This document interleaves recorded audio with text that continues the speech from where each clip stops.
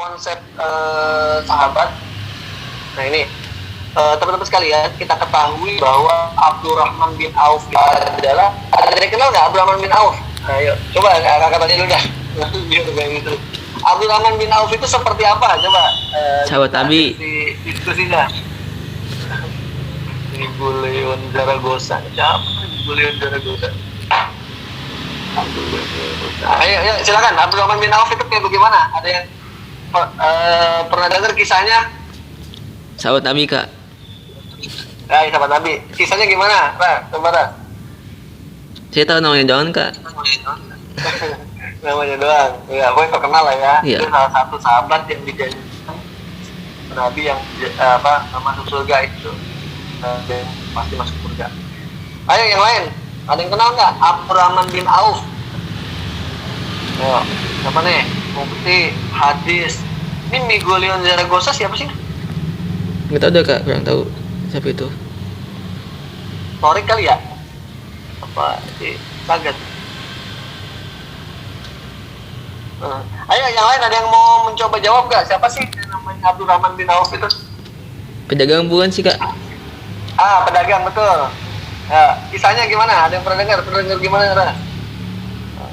Terkenal itu, keren itu. Apa ya, dia jualan pewangi bukan sih, Kak? Apa bukan? Bukan. Oke, langsung aja lah kita masuk ya. Jadi teman-teman sekalian, ini Abdurrahman bin Auf ini adalah orang kaya yang memang dari dulu udah kaya dia. Jadi ketika dia itu ikut dia salah satu anggota muhajirin, bagian dari kelompok muhajirin, berarti orang yang sudah memeluk Islam itu di fase Mekah, di masa 13 tahun Rasulullah ketika berdakwah di kota Mekah. Dan beliau pada saat itu sudah menjadi pedagang yang kaya sekali, dan kemudian ketika beliau hendak hijrah, jadi para sahabat itu semuanya hijrah, dicegat oleh orang-orang kafir Quraisy dan mengancam dia supaya nggak boleh hijrah. Pokoknya diancam lah. Kemudian dia menyampaikan bahwa saya mau hijrah nih, kalian mau apa? Kalau kalian mau harta tuh ada harta saya di sana. Oke deh, tapi lepasin saya ya. Oke, dia lepas. Akhirnya dia datang ke Madinah dalam kondisi yang miskin, gitu teman-teman. Terkenal.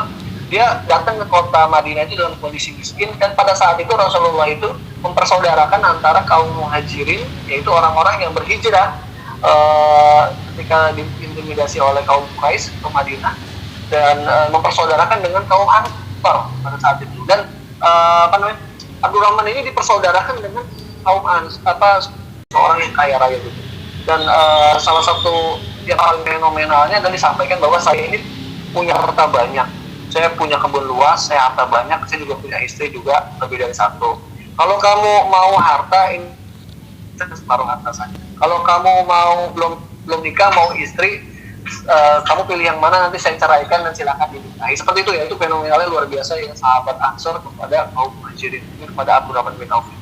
Dan Abdurrahman bin Auf itu, nah kata-kata yang fenomenalnya juga dari Abdurrahman bin Auf adalah apa? Terima kasih, semoga Allah memberikan keberkahan kepada Anda dan kepada keluarga, pada harta. Tapi saya terima kasih, saya tidak butuh itu, tapi tunjukkan kepada saya di mana pasar, gitu. Tunjukkan kepada saya di mana pasar, udah gitu dong ngomongnya, gitu. Nah teman-teman sekalian, akhirnya ditunjukkanlah kepada Abdurrahman bin Auf itu pasar, gitu ya. Kemudian ketika dia sampai di pasar, karena memang dia adalah seorang yang memiliki skill yang sangat tinggi, gitu, sangat baik, gitu ya. Beliau ketika masuk pasar dalam kondisi miskin dan keluar dari pasarnya sudah memiliki dia sudah memegang minyak sambi dan pokoknya makanan lah, sudah ada makanan di situ. Nah artinya apa teman-teman? Yang pertama kita harus memiliki skill yang baik dulu. Maksudnya yang diajarkan Abdurrahman bin Auf ya. Jadi usaha nggak punya modal nggak ada masalah, gitu ya. Ini contohin ya. Kalau ada pertanyaan, Kak, usaha tanpa modal ada nggak sih? Ada. Contohnya apa? Contohnya Abdurrahman bin Auf. Gitu. Dia nggak pakai modal, tapi dia datang ke pasar dan balik tuh dengan memiliki harta yang memiliki makanan yang untuk bisa dimakan pada saat itu. Dan teman-teman sekalian, dalam kisah yang lain ya, kakak coba telusuri sebenarnya jualan apa sih dia, kok sampai dia kaya begitu. Ternyata teman-teman dia itu menghampiri apa sih namanya, kalau sekarang itu dealer mobil lah ya, dealer mobil yang keren ya, dealer Ferrari ya berarti itu adalah unta merah gitu. Jadi ada pedagang-pedagang tuh yang kaya-kaya tadi di jualan unta, tapi mungkin agak susah kali jualannya ya, karena mahal. Nah terus kemudian dia samperin, mau nggak saya jualin? Gitu. Oke, gitu dijualin sama dia. Terus kemudian apa yang terjadi? Cara jualannya nih yang menarik gitu teman-teman. Dia jualan itu dia tidak menaikkan harga unta ternyata. Misalkan harga unta 1 juta nih, ya udah dijual 1 juta. Tapi dia dapat untungnya dari mana kak? Dia dapat untungnya adalah dari jualan tali untanya, gitu. Tali kekang untanya. Jadi ketika orang beli unta itu dia langsung milih, itu sama si itu aja tuh ada pendatang baru tapi harganya murah tuh, akhirnya di situ. Nah terus dia karena dia murah banyak yang beli, tapi dia dapat untungnya dari mana? Dari talinya. Jadi orang kalau beli nggak mungkin ya dipegangin, ditarik-tarik untanya ya, tapi harus pakai talinya. Nah itu dijual dari situ, dia dapat keuntungan. Nah teman-teman sekalian, itu dari kisah yang lain yang kita dapatkan. Artinya apa? Jadi usaha tanpa modal bisa nggak bisa. Terus kemudian punya skill tinggi sepanjang tidak melanggar syariat, jadi tidak berbohong, tidak boleh berbohong. Dan kemudian juga ketika usaha juga tidak langsung terburu-buru, tidak ingin langsung besar. Jadi contohnya adalah tadi dia mulai dari step tinggi kecil, tidak langsung ujuk-ujuk jadi besar. Nah, terus kemudian yang menarik adalah alhamdulillah dia tidak berapa lama dia mampu membeli emas, dan kemudian dia menikah dengan Gadis Ansor. Jadi kisahnya ada lagi kisah yang lain ketika Rasulullah itu bertemu dengan Abdurrahman bin Auf. Pada suatu saat dia bertemu, ya Abdurrahman, saya melihat Anda saat ini kok kamu kok ini banget. Kenapa?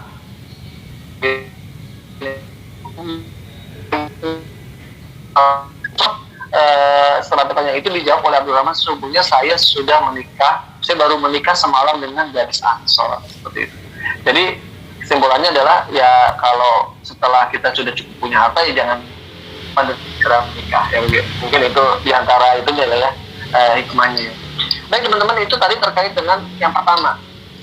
Tadi adalah kalimatnya yang terkenal dan tunjukkan saya di mana pasar, dan itu akhirnya kita mendapatkan hikmah itu adalah tidak mesti kita punya modal yang besar, tapi punya skill pun bisa gitu. Kalau misalkan online sekarang mungkin bisa jadi dropshipper atau bisa jadi calo gitu ya, mediator seperti itu ya, mungkin kurang lebih ya. Itu yang dilaksanakan oleh Abdurrahman bin Auf. Terus teman-teman yang kedua, ini penting juga, saya tidak menjual dalam bentuk hutang. Ini kalimat terkenal juga nih dari beliau adalah saya tidak menjual dalam bentuk hutang. Jadi teman-teman, berhutang itu boleh, tapi budaya hutang itu tidak benar. Jadi dalam keseharian pun kita teman-teman ya, jadi jangan sampai membiasakan kita berhutang dalam jual beli pun juga kalau bisa tidak boleh berhutang, tapi cash gitu. Jadi nanti mungkin ada omongan kak lah, terus kalau begitu kalau orang susah bagaimana kak gitu ya. Misalkan bukan orang susah ya, mungkin ada yang ngomong ya, pelit amat sih sama saudara nggak mau sedekah, mungkin ada gitu ya, kadang-kadang yang kita jualan tuh ada yang ngomong begitu, sama temen nggak mau sedekah amat gitu ya. Nah, tapi sebenarnya teman-teman di sini adalah prinsip profesional gitu. Jadi dibedakan antara jual beli dengan sedekah gitu. Jadi kalau jual beli ya jual beli, bab sedekah ya bab sedekah. Jadi kayak Abdurrahman bin Auf itu ahli sedekah, tapi ketika jual beli ya jual beli. Nah, nanti keuntungan dari jual beli ya baru buat sedekah. Dan kita pun juga transaksi dengan teman lain pun, kalau memang ada teman yang lain berjualan pun juga kita sebaiknya juga tidak menggunakan kalimat yang tadi tuh, sama temen pelit amat nggak boleh ngutang gitu ya, jangan begitu, karena bisa jadi dia mungkin sebenarnya dia juga punya pos untuk sedekah berapa persen tertentu yang kita nggak tahu seperti itu. Nah itu jadi bahkan Rasul sendiri juga tidak jadi hutang itu adalah sesuatu yang diperintahkan oleh Rasul itu dihindari gitu. Tapi apakah Rasul pernah berhutang? Pernah berhutang, tapi Rasul itu memerintahkan untuk kita tidak boleh menjadi kebiasaan kita berhutang. Dan bahkan dalam kisah itu Rasulullah itu pernah suatu saat itu diminta oleh sahabat itu menyolatkan sahabat yang lain. Ketika Rasulullah bertanya, ini punya utang nggak? Dia punya utang ya Rasulullah, saya nggak mau menyolatkan, yang lain aja. Terus kemudian ada sahabat yang datang, Ya Rasul, dia punya utang 2 dinar. Udah saya aja yang ngelunasin ya Rasul. Oh, oke. Kalau begitu saya mau menyolatkan. Nah, kenapa ini adalah gambaran bahwa Rasulullah memerintahkan kepada kita untuk tidak membiasakan. Nah, kemudian lanjutan dari hadis tersebut adalah setelah Rasulullah mensolatkan, di keesokan harinya sahabat yang tadi yang berjanji untuk melunasi hutang sahabat yang tadi itu mengambil Rasul, ya Rasul, saya sudah melunasi hutang sahabat tersebut. Lalu Rasulullah menyampaikan bahwa saat ini kulit si mayat sudah dingin. Jadi membuat panas gitu ya kalau secara hadisnya, secara harfiahnya. Baik, itu tadi yang kedua teman-teman, kalimatnya saya tidak menjual barang dalam bentuk hutang. Yang ketiga, ini kalimatnya Abdurrahman bin Auf adalah, saya tidak menganggap sedikit keuntungan. Berapapun keuntungan tidak pernah saya anggap sedikit. Maksudnya adalah dia tidak mengambil untung terlalu berlebihan. Ya, teman-teman sekalian, ini penting juga ya. Mungkin ini dipakai juga ya kali orang-orang Cina ya. Dia biasanya jualan harganya untungnya nggak dikit, tapi dari putaran dari penjualan tersebut. Dan sahabat di sini, sahabat Abdurrahman itu memahami itu gitu ya. Jadi sebenarnya kalau dibilang boleh nggak sih? Boleh gitu. Misalkan kita punya mangga nih, kita beli mangga dari tengkulak ataupun dari pedagang besar ya, atau dari petani lah ya, harganya misalkan sekilo 5.000. Boleh nggak sih kita jual 15.000? Secara fikih mungkin boleh-boleh aja. Tapi ingat ada hadis bahwa Allah merahmati siapa yang lapang saat menjual dan lapang saat membeli. Jadi kalau misalkan kita ingin meniru sahabat, kita harus menaikkan level kita dari mengubah dari sesuatu yang sebenarnya halal secara fikih menjadi sesuatu yang mulia. Jadi tidak hanya boleh nggak sih, halal nggak sih, tapi mulia. Kenapa? Karena kita ingin ingat hadis tersebut bahwa Allah merahmati siapa yang lapang dalam menjual dan lapang secara membeli. Tapi ini juga tidak berarti kita semena-mena ya ketika kita beli nawar gitu ya, mahal banget kayak gitu ya. Tapi kalau misalkan kita bisa memberikan bisa menghargai dari penjual tersebut, tentu kita juga akan mendapatkan pahala yang besar juga seperti itu. Jadi harus sama-sama dipahami dari sisi penjual maupun dari sisi pembeli. Bahkan kalau dulu ya di Mesir itu di zamannya para sahabat Ikhwanul Muslimin, dia transaksi biasanya bersama dengan pedagang sama itu, dan kemudian ketika dia beli dari dagangan saudara, dia tidak sekali-kali tidak menawar dan bahkan memberikan lebih gitu ya. Lagi berapa sih? 5.000. Ya udah dikasih 7.000 gitu ya. Kenapa? Dia karena mengejar sedekah. Dan saudaranya yang jualan juga jadi gak enak gitu ya. Nah, udah 5.000 aja. Akhirnya jadi saling menolak, tapi suatu hal yang baik gitu. Nah, teman-teman sekalian, ini penting juga ya. Kita menghidupkan pedagang muslim sama kita, penjual muslim bersama kita. Jadi jangan sampai, ini kebiasaan kita ya, jangan sampai mentang-mentang kita bukannya kita menjelek-jelekan ini ya, cuman kalau misalkan menurut kakak ya, alangkah baiknya kalau misalkan teman-teman yang belanja kebutuhan sehari-hari itu tidak mengandalkan ke Alfamart, ke Indomart, ke Alfamidi, tapi belilah dari tetangga kita. Ini ada Ucok di sebelah kita, ada orang Madura di sebelah kita, yang mereka muslim, yang mereka juga ahli ibadah, sering ke masjid, dan mungkin kita akan ngerasa, kak, kan beda kak, harga di Ucok ini lebih mahal nih, 1.000 nih kak, lebih mahal 2.000 gitu ya. Tapi sesungguhnya teman-teman, dari harta yang mungkin kita melihat itu selisihnya nggak terlalu besar, tapi itu bisa menghidupi anak mereka, dan mereka bisa mengajarkan Al-Quran kepada anak mereka, dan itu akan menjadi pahala jariah juga buat kita seperti itu. Dan kemudian yang keempat adalah kalimat fenomenal yang disampaikan oleh Abdurrahman bin Auf adalah, saya tidak membeli barang cacat. Saya tidak menjual, kalau dia tidak membeli dari barang cacat, tapi dia tidak menjual barang yang cacat. Jadi apa? Maksudnya adalah, ketika kita membeli harus dicek dulu, baik tidak, buruk tidak, manfaatnya bagaimana, kira-kira aman nggak buat kesehatan, baik nggak buat si pembeli kita, seperti itu ketika kita akan menjual. Mungkin kita pernah belanja gitu ya, mungkin seringnya online kali ya, belanja gadget atau belanja baju, tiba-tiba nggak sesuai dengan ekspektasi kita. Misalnya, kok bajunya kok ada coetnya dikit nih, atau kok bajunya agak kusam sih setelah kita terima, kok seperti itu, atau mungkin ke pedagang lain gitu. Atau mungkin kalau misalkan gadget ternyata kok ada yang error nih, tombolnya ini kok nggak bisa nih, seperti itu. Nah ini nggak boleh ini, dalam syariat itu nggak boleh. Kalaupun ada cacat itu kita wajib menunjukkan.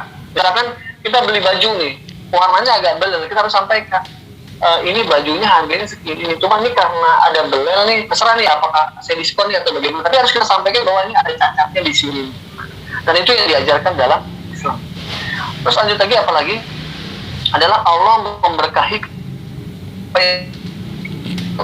mencari keberkahan. Jadi kita tips yang diajarkan oleh Abdurrahman bin Auf itu ketika bertransaksi itu senantiasa mencari keberkahan. Tidak hanya mencari keuntungan tapi juga keberkahan. Keberkahan ini yang menurunkan adalah Allah SWT. Itu mungkin sebenarnya sih ada panjang banget ya, karena teman takut sesinya kepanjangan. Nanti kalau mau ada ngobrol boleh. Ini sebenarnya ada juga Usman, terus ada yang lain-lainnya, ada juga waktu Sokah, ada banyak sekali. Makanya tadi kakak sampaikan ke Fatur nggak ada ya.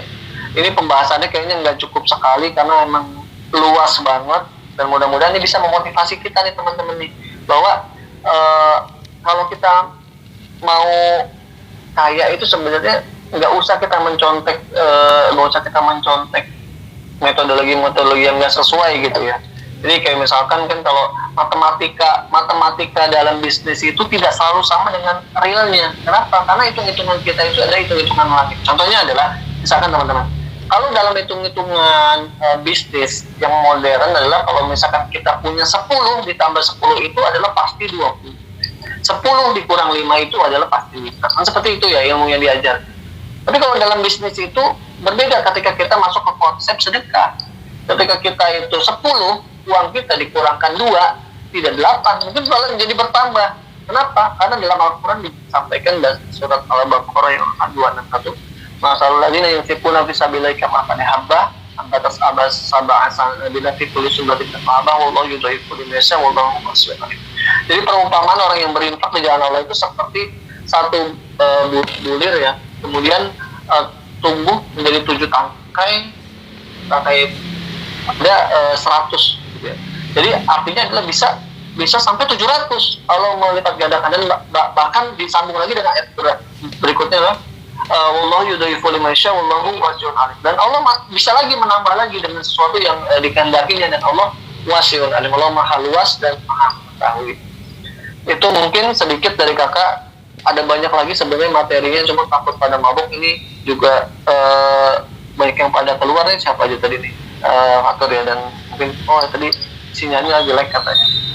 Ini mungkin sedikit yang bisa kakak sampaikan, mudah-mudahan bisa membuka wawasan kita terkait dengan menjadi seorang pedagang yang baik ataupun mencari keberkahan dalam berusaha. Dan bahkan sesungguhnya para sahabat itu banyak yang orang-orang kaya yang mungkin kita nggak tahu, dan dengan uangnya pertama memahami mereka konsep harta, kemudian mencari dengan apa yang halal, mencari keberkahan, mereka melaksanakan prinsip-prinsip sesuai syariat, dan akhirnya mereka membelanjakan harta yang dimilikinya itu totalitas tidak hanya buat diri mereka sendiri tapi juga bermanfaat buat orang lain.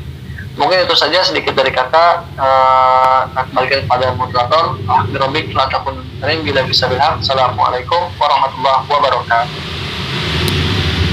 Assalamualaikum. Waalaikumsalam warahmatullahi wabarakatuh.